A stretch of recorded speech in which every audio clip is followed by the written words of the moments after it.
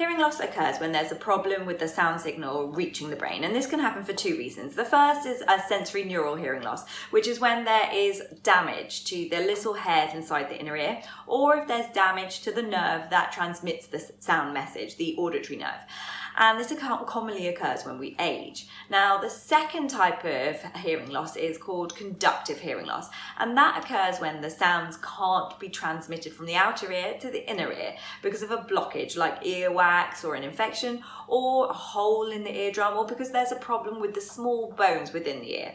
And some people can suffer with a mixture of both of these types of hearing loss. It's estimated as many people as 1 in 6 in the UK suffer with some form of hearing loss, and age is the most common cause.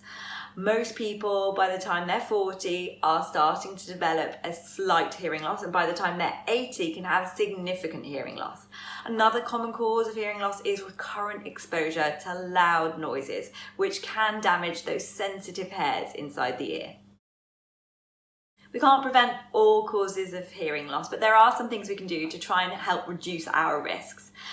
Firstly, you want to avoid exposure to loud noises from your TV, music. The general rule is that if you can't have a comfortable conversation with someone within 2 meters distance, it's probably too loud. It's also very important that you don't try and turn up your headphones to block out the outside noise. Instead, consider using noise cancelling headphones or attachments for your headphones. If you are attending any events with loud noises and loud music, think about wearing ear protection in the form of muffs and plugs, and also to do so if you have a job that involves a lot of loud noises, building sites, garage, if you work at a club or a pub. The second thing that's important to do to avoid risking hearing loss is to stop putting things inside your ear. A common culprit is a cotton bud, and people think that they're helping their ears by cleaning them out, but in fact they're increasing the risk of infections, of eardrum perforations, and actually impacting that wax further in. Finally, it's really important to know about the signs and the symptoms of ear infections and ear perforations so that you can get prompt treatment from your GP before it causes problems with hearing. Research suggests that it can take up to 10 years from when someone notices they're having hearing problems to when they actually do something about it. And it's not unusual for those suffering with hearing problems to have low mood, psychological distress, isolation, withdrawal. So it's paramount that you do get that support. On seeing your doctor, they'll usually examine your ear, do basic hearing checks, and they may go on to refer you to an audiologist or to the ears, nose and throat specialist.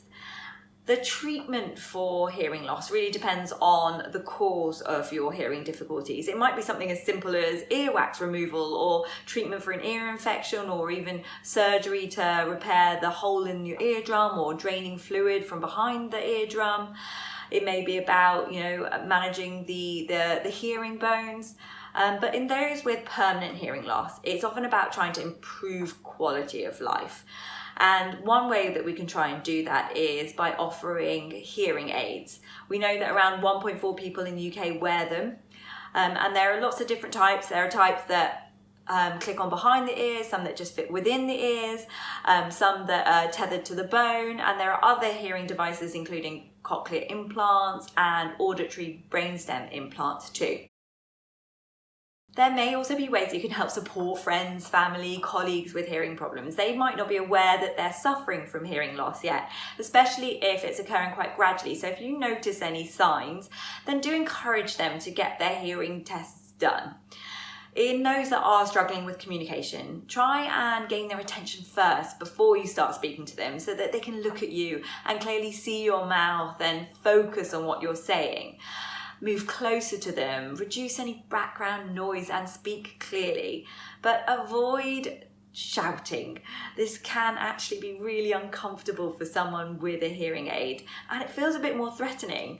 So, patience does just go a long way. So try not to get too frustrated when you do have to repeat yourself. And if the message is not getting across, try saying it in a completely different way, using different words, or even writing it down if necessary.